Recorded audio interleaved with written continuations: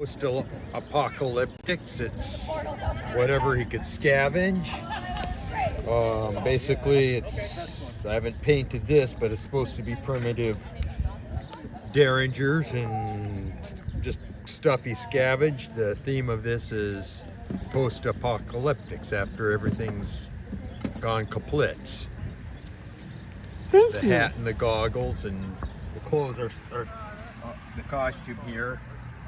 Well, it's supposed to be, the reason it's painted like this is supposed to be, I survived the apocalypse.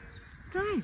That's why some old work boots, and they look like they've been scavenged and took off a corpse or something. And nice. Thank you. Delightful. Okay, all except for the coffee. It's kind of a Mad Max post-apocalyptic theme. And I think steampunk's going to be the savior of a lot of small businesses. I think so too. Thank you for being here. Yes, we need you. Some of the machinists, people will want custom-made gadgets and stuff made. So yeah. And how do people get a hold of you? I don't have a lathe or a mill, but other machinists, you just gotta. I think there's one down in Port Townsend that advertises. So if they do marine engine and customs, I don't see why they wouldn't buzz out a few gadgets. Thank you. Wonderful. Okay, if you want to talk to other people that have attended the Steampunk Festival and are attending, they're in the Cotton Building over there. My wife Joanne, Ogden, Nathan, and Kimberly are over there. I'm just on a coffee run for them. Thank you. So I'll be back. Good.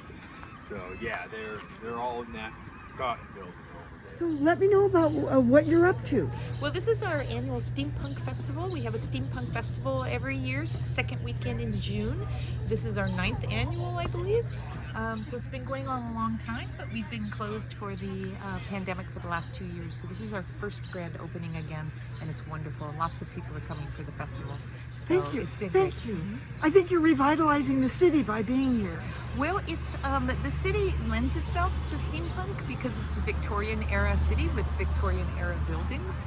So that makes it really wonderful because steampunk is basically Victorian science fiction.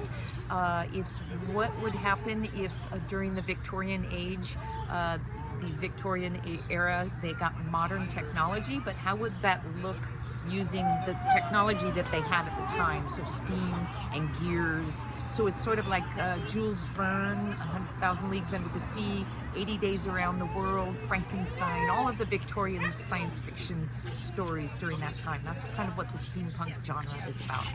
And how did you pick your costume?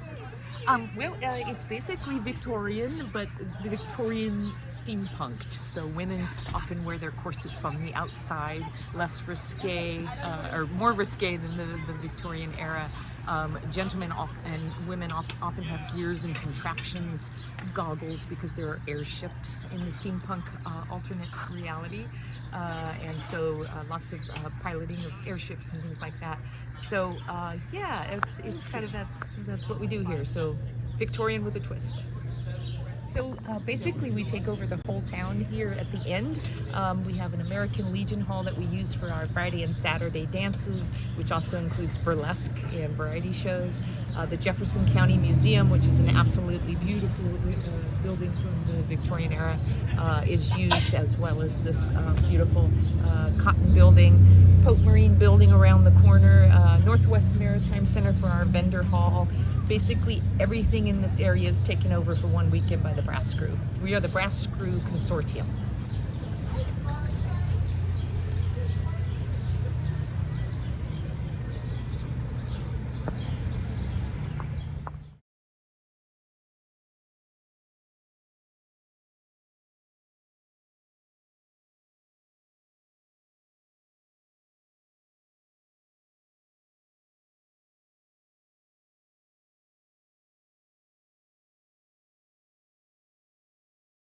Northwest Maritime still has been involved. The museum's open, I think, today.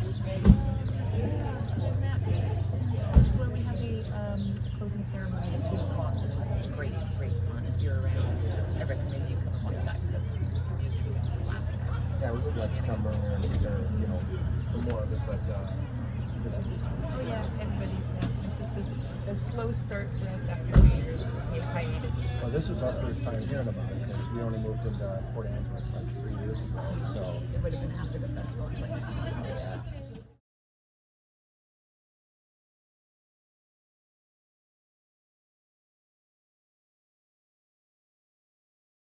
Encourage them to pick stuff up. Yeah, there's 2 guys saying, well, no, it's free.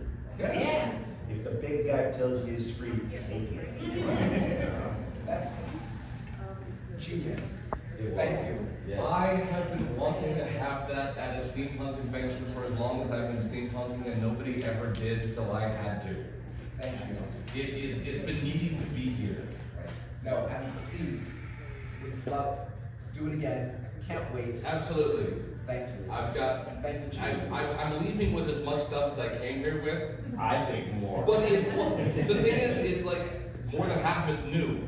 So I get to go through all new stuff now back at home. Oh! Yeah. I do have one tiny complaint. Please, bring it. I do love the passports, they're adorable. Convention, conference, gathering.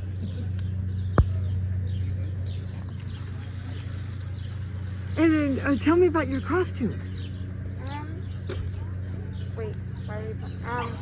I just like doing this stuff and it's fun. So, yeah. And how about your guy? Oh, I made this for a different event called Kraken Watch, where they do like teapot races.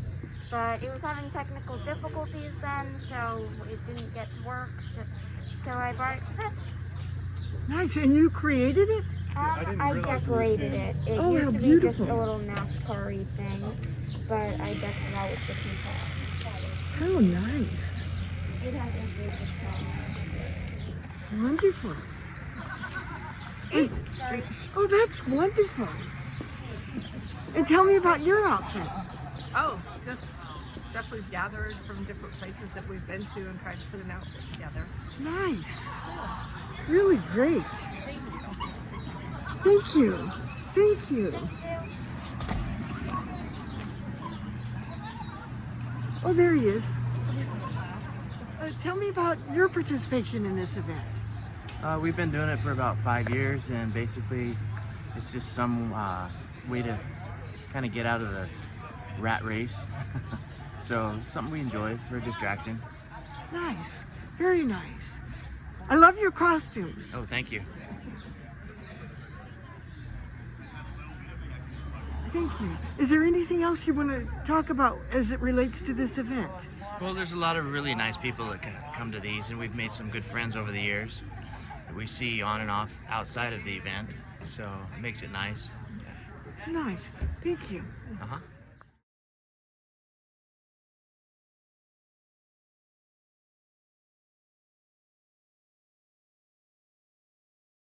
So the Brass Crew Consortium is an event that's put on by a nonprofit here. It's called Olympic Peninsula Steam. We're a 501k. All of the money that we get, we are all volunteers, including the director, everybody, and all the money goes back into our community, both for the next festivals. We have Yule Ball and different events throughout the year, and we also support a variety of wonderful projects in our community. So.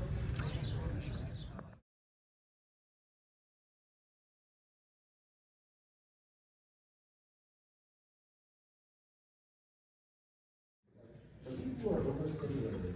I want to have a quiet space. I want to sit and have tea and maybe listen, having live music of a much more subdued. Nobody talks. Sherlock Holmes' brother Mycroft is a member of the Nobody talks.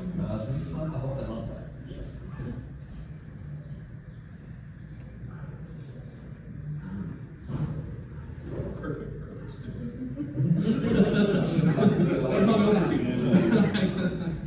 Yeah, so a place with, and like a spot for like kids.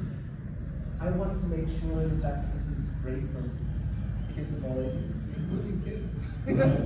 Yes, it is. I think it's challenging over there. Excellent. Joanne's not here to hear that, but I think she does such fantastic work. Oh, Jack. Yeah, I'll help. Please, thank you.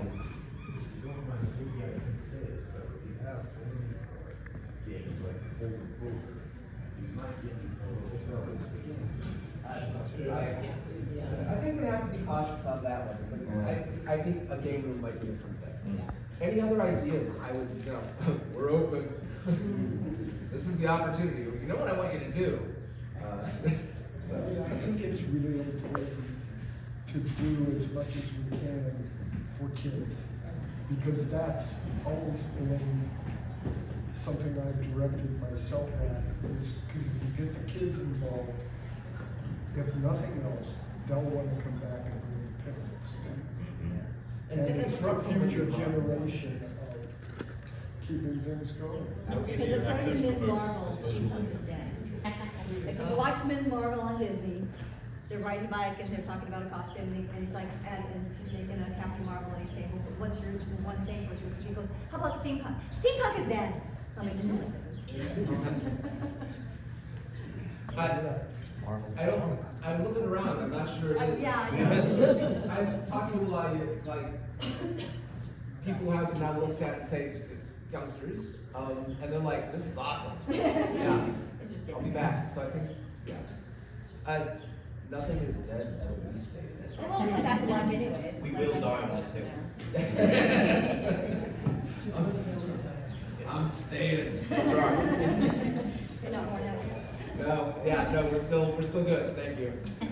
Thanks, fantastic. Yes, I please. wanted to say kudos to everybody. I came here by myself this weekend all the way from Portland, and I've made so many friends, met so many new people, and I've explained to a few people I'm going through a divorce, so that's why I came by myself, and I have not felt lonely this entire weekend. So thank you guys for bringing me in to the family. And please come visit me in Portland. Portland Steampunk Meetup Group. That's my group. I'm trying to get stuff back going up in Portland too. Yeah, I guess I'll put a plug out there for, I think we've got a couple, apropos of steampunk not being dead. I'm not sure how many events are left in the Pacific Northwest. I'm working on that. I think this might be one of the only ones. I think we're yes. So the steampunk group in Seattle does informal stuff. right. So when you go off, decide to go off and say that was great. If anyone's interested in partnering to have an event someplace else, if you're looking to know how it works, I know a guy who's put together some events, and he'd love to sit and talk. So we can have a chat. But one of the things, in order to make sure the community is healthy, you need more than one. Yes. So building, it doesn't have to be. This is not scale that we started with. Year zero was about 70 people in this space. Yep. And we had a band over there, and we had the bar right there, and it was so cute. It was so cute. It was a collaborative effort with the local Chamber of Commerce, and they were incredibly supportive. They were wonderful. And it was very much, hey, my dad's got a barn, let's have a show. But you put on a show, and then you realize that you've got 300 people showing up at your show, fabulously dressed, bands coming in from around the region, around the world. I hope, I'll just say it, I hope from around the world. I need a steampunk sensation too.